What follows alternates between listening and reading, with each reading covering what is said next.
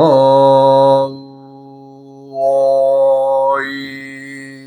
흥 우야 흥 우야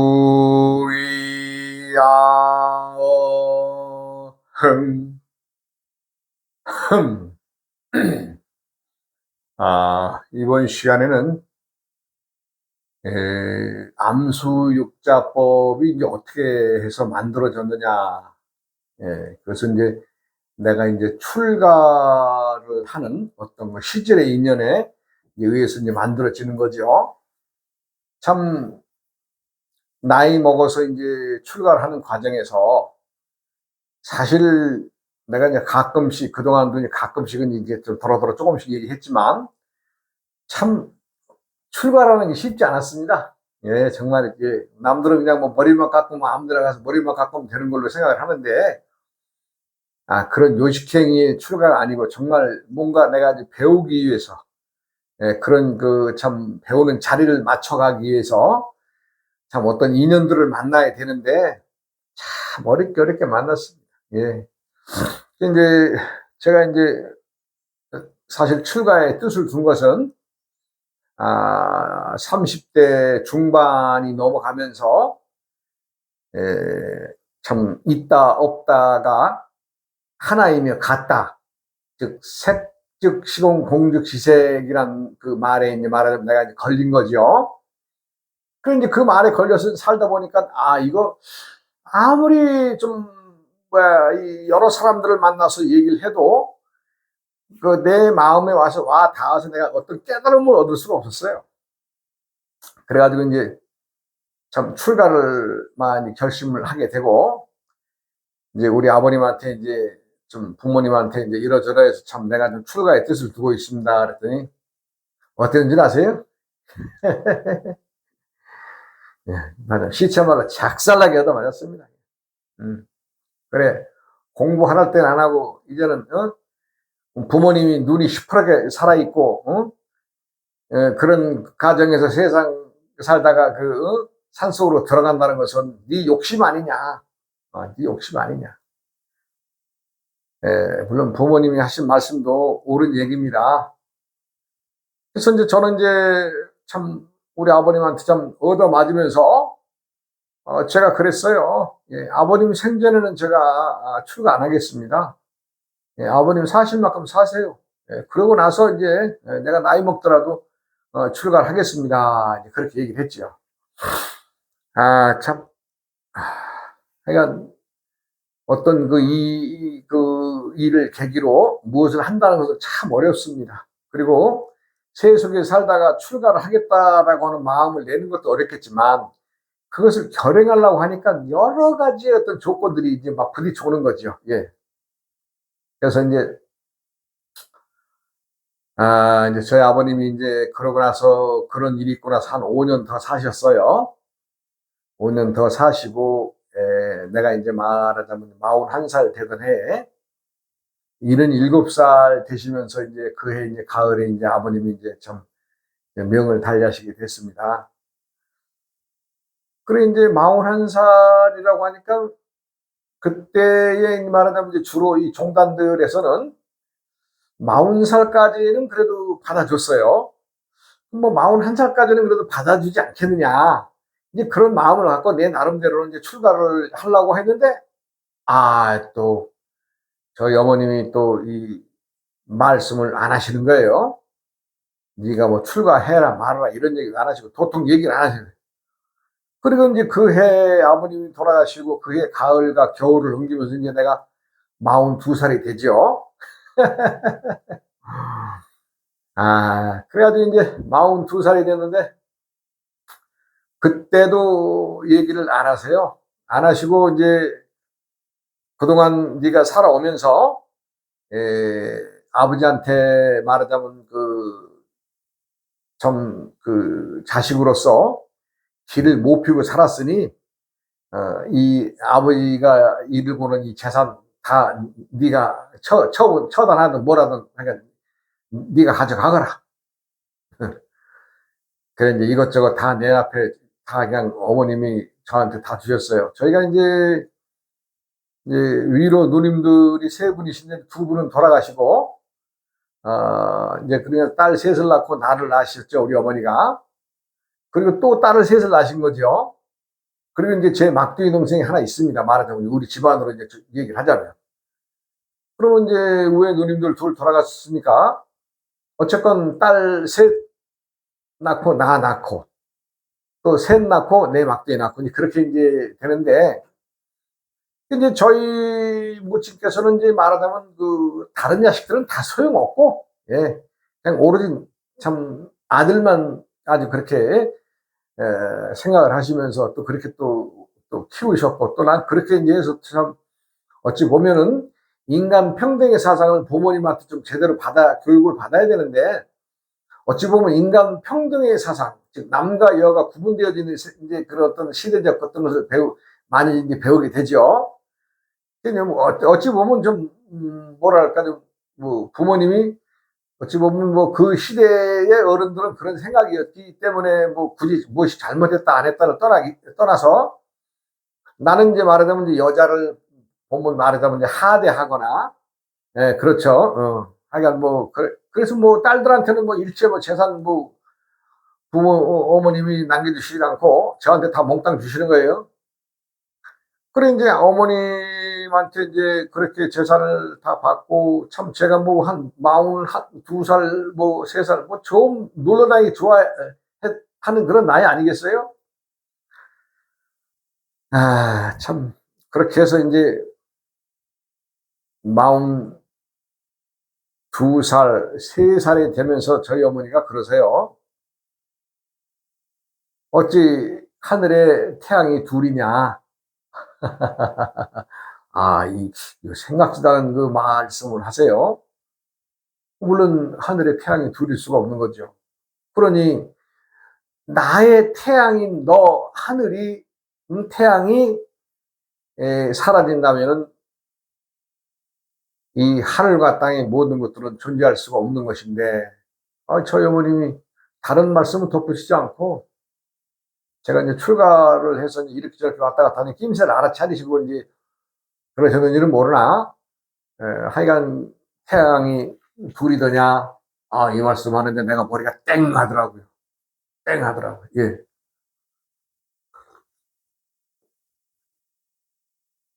그래서 이제 제가 어머니한테 그랬죠. 어머니, 편하게 사세요. 제가 어머니 하자는 대로 할게요. 예, 하자는 대로.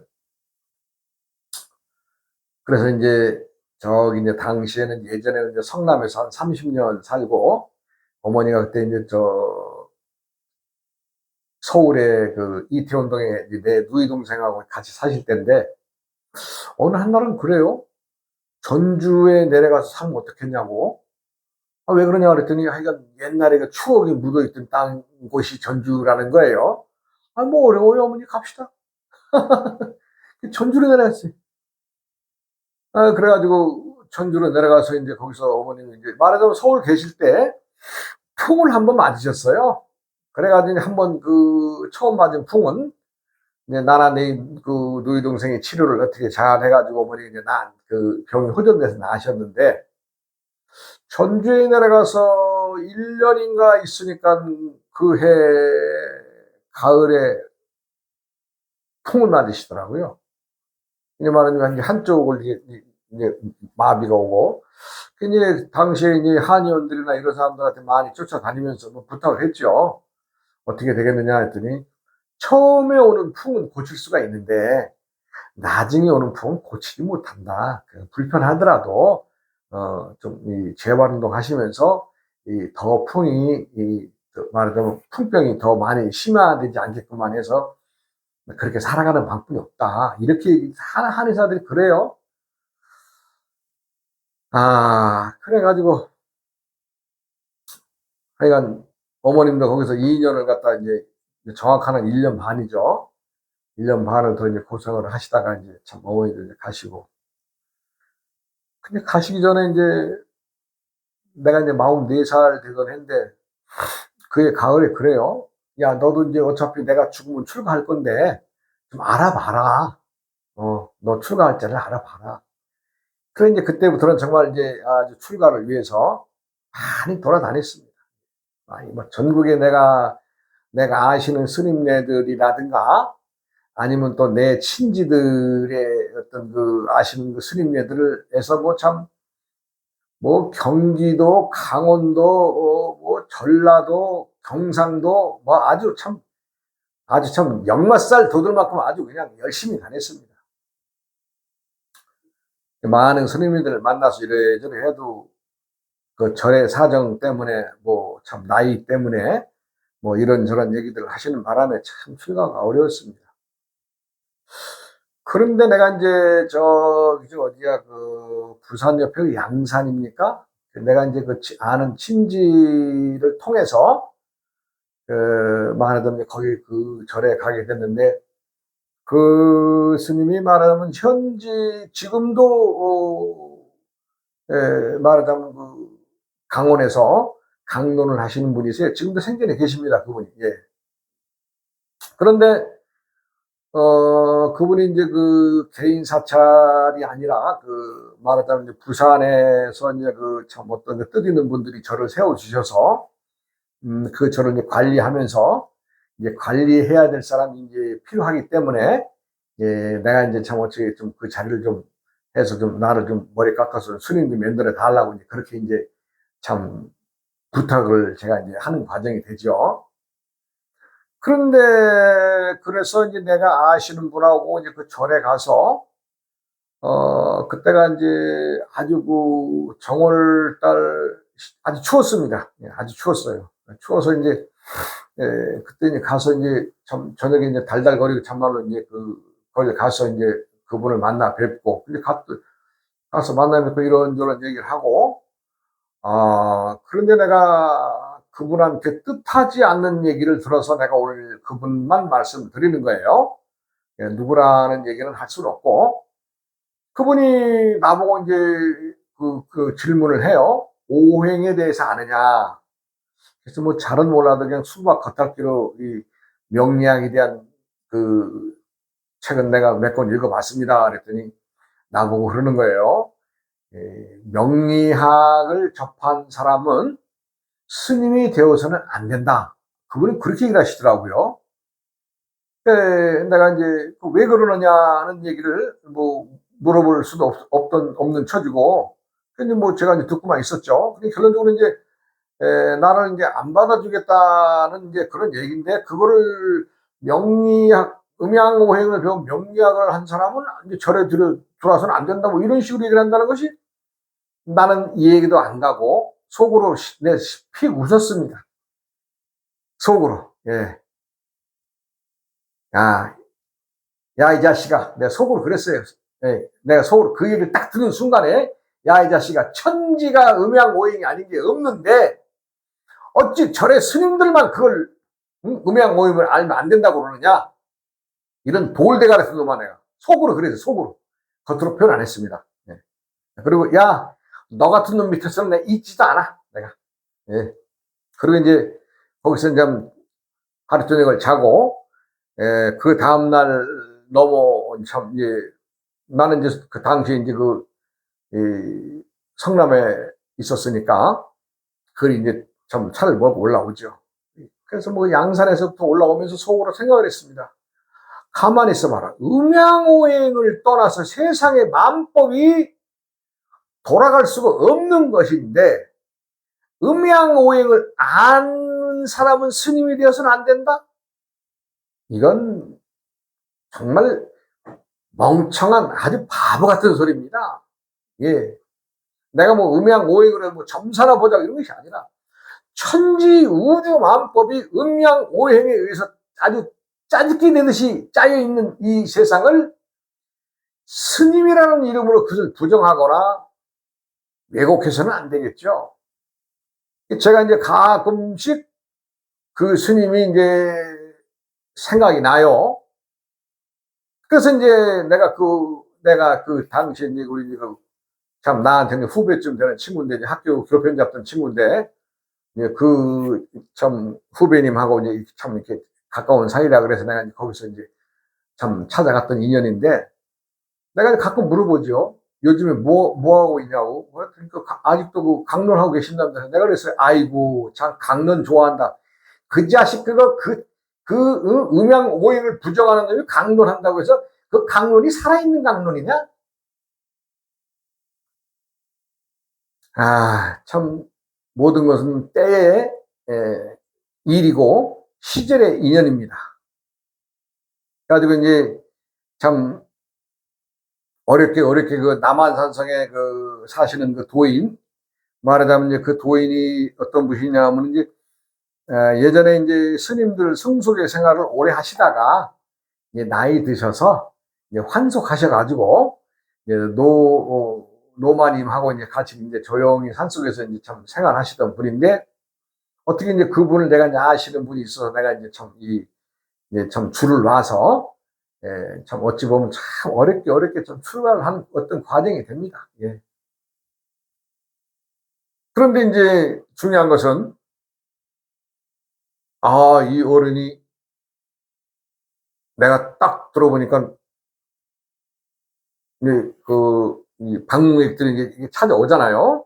찾아오거나 그러면은 너는 껍데기만 여자지, 너는 암놈이 아니라 쏜놈이요. 이런 얘기들을 이제 하시는 거예요. 제가 이제 참 그 집에 들어가서 이제 그 어른들 참 이렇게 내 말을 보필하면서 사는 과정이 내가 한 2년 반 정도 함께 참 내가 같이 살았습니다. 그 어른하고.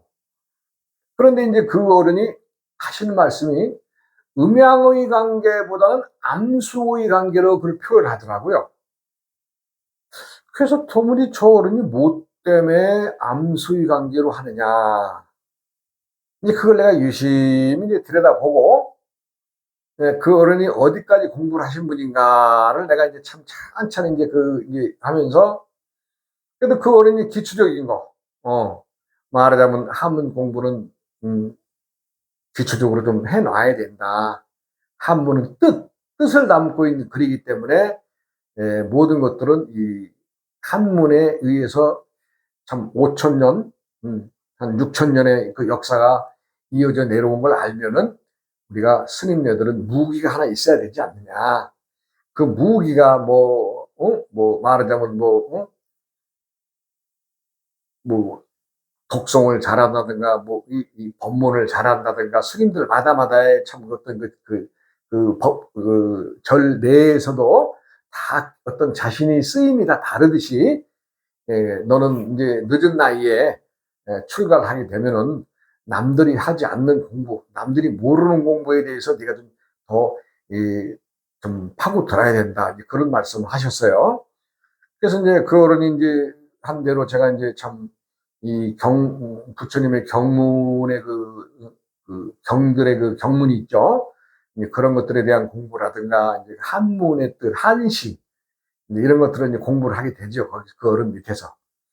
근데 공부라는 게, 일일이 우리 학교에서 교과서 놓고 이렇게 이건 이거다, 이건 이거다 하면서 풀어주는 것이 아니고, 이거 한번 해보게 하면서 책 한 권 던져주시면 그걸로 그냥 한 달이고 두 달이고 이제 참 아주, 처음부터 끝까지 그냥 내 역량만큼만 거기서 오는 거죠. 다 파올 수 있어요. 예? 그렇잖아요. 내가 어떤 글을 가지고 그거를 안다 모른다 해서 그것을 가지고 하는 것은 잘못된 거거든요. 왜냐면 해석이 다 다를 수 있으니까. 그래서 이제 참 그 어른한테 모르는 건 질문도 하고 이렇게 참 하면서 이제 공부를 하게 되는데, 아니 이 어른은 어쨌거나 음양과 오행의 형성에 대해서 말씀해 주시는 거예요. 스님들도 음양과 오행에 대해서는 똑부러지게 알아야 된다. 아니 그 어른이 그런 말씀 하실 때마다 양산에 있는 스님이 생각이 나는 거예요. 저런 멍청한 놈이냐고. 에?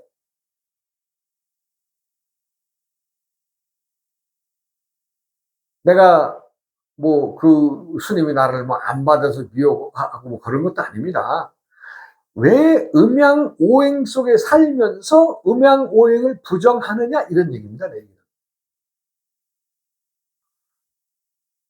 그래서 하여간 그 어른하고 이제 공부를 하는 그 과정에서 이 암수 육자법의 어떤 그 형성, 그 틀을 내가 만들죠. 근데 그 어른은 내가 어떤 틀을 만드는 것에 대해서는 모르죠. 예, 나는 뭐, 얘기할 필요도 없고, 뭐, 어찌 보면 또 내가 또 되바라지게 어른 앞에서 내가 또 뭐 이건 이렇습니다. 저것 할 수도 없는 거니까. 단지 내가 그래도 젊은 시절에 30대 중반에 말하자면 명리학에 대한 공부를 조금 해놓은 게 있어서 그게 이제 바탕이 되는 거죠. 그러니까 이제 모든 것들은 명리학의 음양 오행과 같이 사용합니다. 예, 뭐 음양과 오행이 바뀌는 건 아니죠. 단지 때때에 변하는, 즉 육식갑자가 품고 있는 계절마다 또 해마다 육식갑자가 변하고 있잖아요. 그것을 나는 이거 그러면 암수로 풀어야 되겠구나 하는 생각을 하죠. 그렇게 해서 이제 암수육자법에 대한 어떤 아우트라인에 대해서 내가 이제 이제 말하자면 이제 이제 알게 됐죠. 참 그렇게 하고 암수만이 아니라 계절이 바뀌면서 나이가 또 바뀌더라. 나이. 우리가 이제 나이는 우리가 이제 세속의 나이는 1년이 지나면 한 살씩 먹는 걸 알고 있지만, 하늘에서 짊어지고 온 나이는 계절이 바뀌면서 나이가 많아지는 사람이 있고 또 적어지는 사람도 있다, 이런 얘기죠. 예를 들어서 내가 올해 예를 들어서 무인년 태어난 사람이, 근데 태어난 해니까 무는 5살이죠? 예, 무인년 태어난 사람이 여름으로 가면서 신사 올해 태어났다고 예를 들자고요. 그럼 신이면 8살이죠. 5살에서 8살 올라갔죠. 근데 그 사람이 정묘날 태어났다는 어떻게 돼요? 가을에 가서는 4살로 내려오는 거죠. 이렇게 하늘에서 지니고 온 나이는 때로는 올라가기도 하고 때로는 내려오기도 하면서 인생의 모든 것들을 주관하고 있더라. 근데 이걸 내가 알게 된 거죠. 예. 그리고 또 때때에 암수가 바뀌면서, 즉 순놈이 암놈이 되고 암놈이 또 순놈이 되거나 또 암놈이 되거나 이렇게 되는 거죠. 그러나 거기서도 또 뭔 차이 있어요? 나이가 더 먹게 되느냐 덜 먹게 되느냐의 관계도 있고, 이런 것들을 내가 이제 나 혼자 이제 정리를 하게 되죠. 누구한테 참 어느 책에 본 것도 없고, 누구한테 들은 바도 없는데 단지 그 어른이 딱 하시는 말씀이, 야, 너는 껍데기만 여자지, 너는 쑥놈이여, 이런 얘기 하시는 걸 내가 몇 번 들었어요. 근데 내가 그 어른한테 왜 저 여자분한테 왜 쑥놈이라고 하느냐, 이걸 물어봐도 나한테 어떤 말하자면 우리가 이제 학술적으로 이러이러해서 이게 쑥놈이고 이게 암놈이라는 것을 얘기를 해줘야 되는데, 그 어른은 그냥 자기는 알고 있으니까 안 답답하니까 그냥 그런 말을 하지, 내가 물어봐도 답을 안 해줬어요. 예, 제가 한 2년 반 살고 이제 그 어른한테서 이제 그 어른이 소개로 이제 말하자면 이제 이름 없는 종단이지만 그래도 좀 뼈대 있는 종단입니다. 법상종이라 그러면 법삼종 스님들을 만나서 내가 이제 출가를 하게 되는 과정이 되죠. 그렇게 하고 이제 법상종 이제 본사에 가서 이제 참 며칠 와서 또 거기서 절에 가서 또 행사도 치르고 공부도 하고 오고 이렇게 해서 그 어른하고 한 2년 반 이제 참 있으면서 이제 말하자면 어떤 예식이나 의식, 스님들이 해야 될 이런 것들 저런 것들을 이제 그 절에서 배우는 과정이 되지. 한 3년 배웠습니다. 배우고 또 절에서 지금도 이제 제가 이제 독살이는 하고 있습니다만은, 우리가 독살이라 그러면 혼자 조그만 암자 내에서 혼자 살고 있다 이런 얘기입니다. 예. 그래도 가끔 내가 그때 나를 말하자면 우리 이제 스승님들이 3분이 계세요. 머리 깎아주는 분라면 그 3분의 계사율사 어른들이 계셔야 되거든요. 그래서 그 어른들을 가끔씩 이제 찾아뵙고, 또 이제 이런저런 얘기도 참 나누면서 저보고 그런 소리가, 야, 너는 참 어떻게 그걸 암놈 순놈을 그걸 네가 구분을 해내가지고 참 얘기를 하느냐, 이런 얘기도 이제 참 하시고 그래요. 그러나 내가 참 묘한 것은, 누구는 음양오행을 부정했는데, 예, 부정했어요. 그거 배우면 스님 하면 안 된다고. 점이나 보러. 아, 나는 음양오행을 지금 암수육작법을 풀어내면서 이걸로 점사를 해서 벌어먹어서 이런 얘기가 아닙니다. 아, 60갑자의 오행이 때때의 계절을 만들어내면서 이러이렇게 변화무쌍하게 변하니, 아, 이거 좀 알고 사십시오. 아는 것만 해도 얼마나 힘이겠어요? 아, 생각해 보세요. 나는 그런 의미에서 이제 이 말씀을 드리는 거고, 이것으로 해서 점을 본다? 물론 점을 보려고 한다면 점을 볼 수도 있는 어떤 과정이지만 공부 많이 해야 됩니다. 예. 제가 그 어떤 것들에 대한 그 비밀, 어찌 보면 비밀이죠. 예. 이 무궁무진한 비밀들이 많이 들어있지만 내가 세상 밖에 안 내놓습니다. 예. 오늘은 내가 이제 출가의 어떤 시절의 인연에 따라서 출가를 하면서 이제 암수입자법이 어떻게 만들어지느냐에 대해서 말씀을 드렸어요. 또 이제 요 다음 시간에 또 이제 제가 이어서 또 말씀을 해 드리겠습니다. 예, 여러분